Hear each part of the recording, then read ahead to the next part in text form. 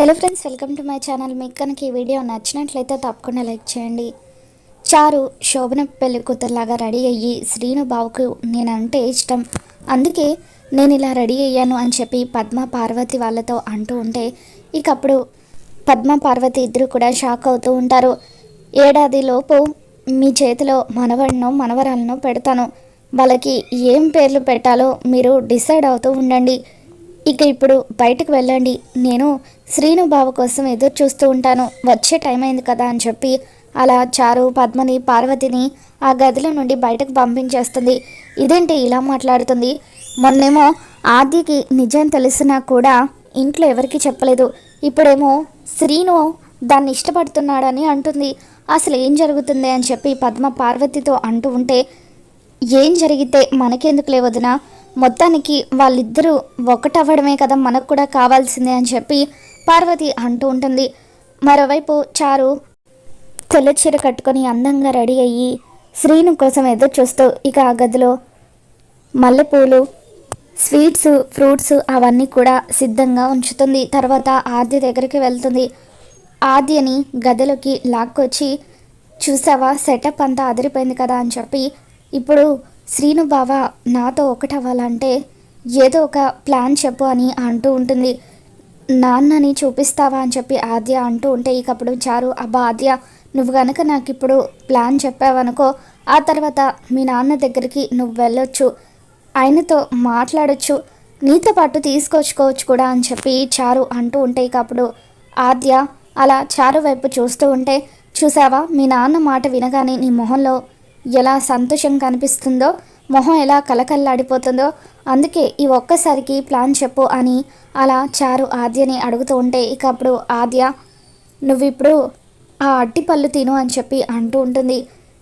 ఏంటి అట్టిపళ్ళు తినాలా, ఎందుకు అని చెప్పి చారు అంటూ ఉంటే అదే నా ప్లాన్ అని చెప్పి ఆద్య అంటూ ఉంటుంది. ఇక దాంతో చారు అక్కడ పెట్టున్న అట్టిపళ్ళు అన్నీ కూడా తినేస్తూ ఉంటుంది.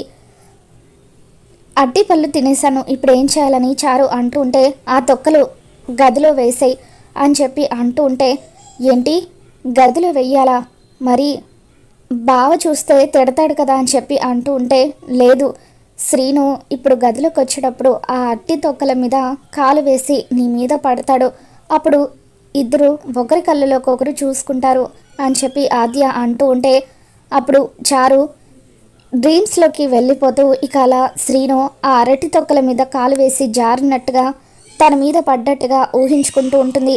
నా మీద పడిపోయిన తర్వాత బావ నన్ను తిడతాడు కదా అని చెప్పి అలా చారు అంటూ ఉంటే ఇక అప్పుడు ఆద్య శ్రీనుని నువ్విప్పుడు గట్టిగా పట్టుకోవాలి అని అంటూ ఉంటుంది.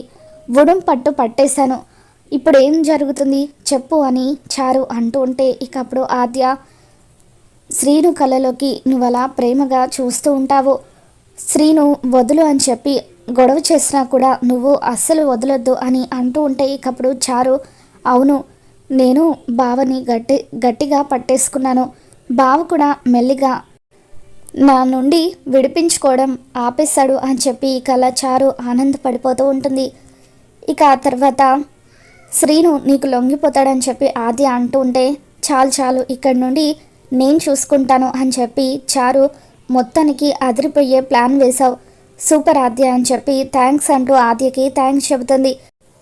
నువ్వు చెప్పిన ప్లాన్ వర్కౌట్ అవుద్దంటావా అని చెప్పి చారు అడుగుతూ ఉంటే అప్పుడు ఆద్య ఖచ్చితంగా అవుతుంది, మగవాడి కళ్ళల్లోకి ఆడది అలా ప్రేమగా చూస్తే ఏ మగవాడైనా లొంగుతాడు అని చెప్పి అలా ఆద్య అంటూ ఉంటే సరే సరే నువ్వు వెళ్ళు బావొచ్చే టైం అయింది అని చెప్పి అలా చారు శ్రీను కోసం ఎదురు చూస్తూ ఉంటుంది.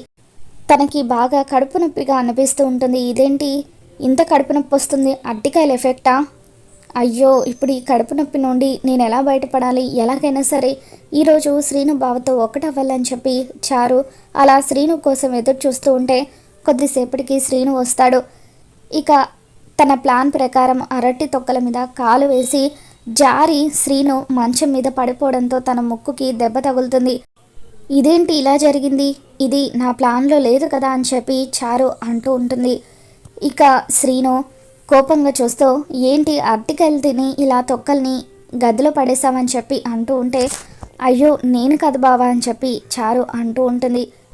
అయినా నువ్వు మంచం మీద కాకుండా నా మీద పడితే అప్పుడు నీ ముక్కుకి ఇలా దెబ్బ తగిలేది కాదు కదా బావా అని చెప్పి చారు అంటూ ఉంటే, అంటే ఇదంతా నువ్వు కావాలని చేసావన్నమాట.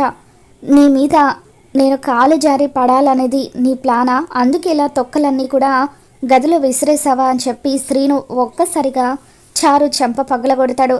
అయ్యో ఇది నా ప్లాన్ కాదు బావా అని చెప్పి చారు అంటూ ఉంటుంది. మరి ఎవరి ప్లాన్ అని చెప్పి శ్రీను కోపంగా అంటూ ఉంటాడు. లేదు బావా ఎవరూ లేరు అని చెప్పి చారు అంటూ ఉంటుంది. ఇంకొకసారి ఇటువంటి పిచ్చి పిచ్చి నాటకాలు ఆడామంటే మర్యాదగా ఉండదు అని చెప్పి ఇక అలా శ్రీను చారుని గదిలో నుండి బయటకు గెంటేస్తాడు. బావా ఒక్కసారి నేను చెప్పేది విను అని చెప్పి చారు అలా అంటూ ఉంటే శ్రీను బలవంతంగా చారుని తోసేసి గది తలుపులు మూసేసుకుంటాడు. మరోవైపు రామలక్ష్మి శౌర్య గురించి ఆలోచిస్తూ ఎంతగానో బాధపడిపోతూ ఉంటుంది. ఆద్య ఎన్నిసార్లు చెప్పినా కూడా నేనే వినలేదు. శౌర్య సార్ మంచితనాన్ని అర్థం చేసుకోలేకపోయాను. ఆయన్ని ఈ చేతులతో కొట్టాను.